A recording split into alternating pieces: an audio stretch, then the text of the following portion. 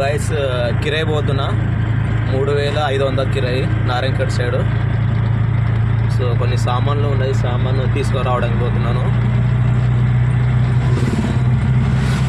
So ఇప్పుడైతే empty పోతున్నాను, వచ్చేటప్పుడు సామాన్ చెరువు జోగిపేట చెరువు. ఇది జాతి రత్నాల షూటింగ్ ఇదే చెరువు పైన అయిందేమో అనుకుంటా.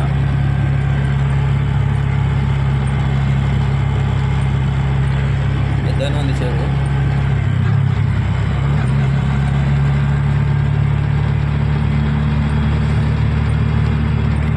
సో 170 కిలోమీటర్ అంత వస్తుంది, 160 వస్తుంది కిరాయి. ఇది కిలోమీటర్ 3500. ఇక ఆయన నేను 3500 నేనన్నా, ఆయన 3200 300 అని ఆయన అన్నాడు. ఇక సరే అని పోతున్నాయి. ఇక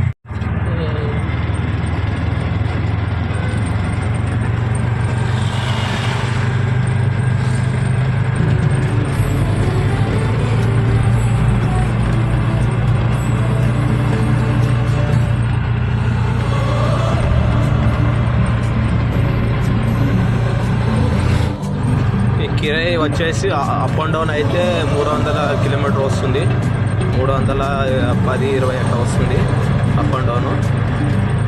సో ఇక లాంగ్ కిరాయి పోక చాలా రోజులు అయింది, అందుకే పోతున్నాను. సో కిరాయి వచ్చినప్పుడు ఖచ్చితంగా పోవాలి, ఎందుకంటే రోజు డైలీ ఓకే ప్యాసింజర్ కొట్టి ఆ లైన్లో కొట్టి చిరాకు వస్తుంది. అప్పుడప్పుడు కిరాయి అంటే కిరాయి వస్తే పోవాలా,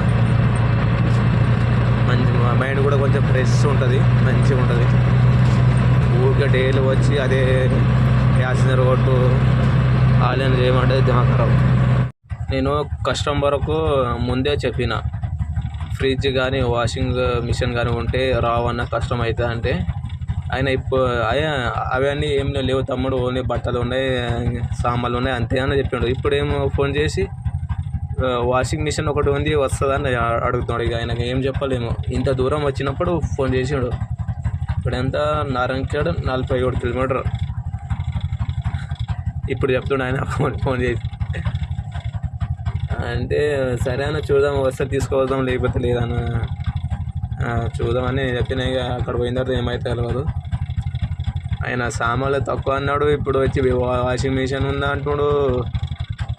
ఇప్పుడు అక్కడ పోయిన తర్వాత ఇంకా ఏమో ఉంటాయి ఎక్స్ట్రా సామాన్లు, ఎంత ఎక్స్ట్రా ఉన్నా కానీ ఇలా ఎన్ని పడితే అన్నీ తీసుకొస్తాం. ఇక అంతే ఏం లేదు. ఇక చిన్న ఆటో కాబట్టి ఇక ఎంత వస్తుంది అంతే. సో నారాయణఖేడ్ బస్సు పోతుంది.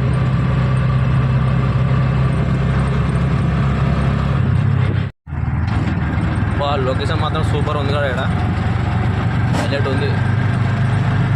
ఏదైనా షార్ట్ ఫిలిం కానీ ఏదైనా తీయొచ్చు, మంచిగా ఉంది, సూపర్ లొకేషన్.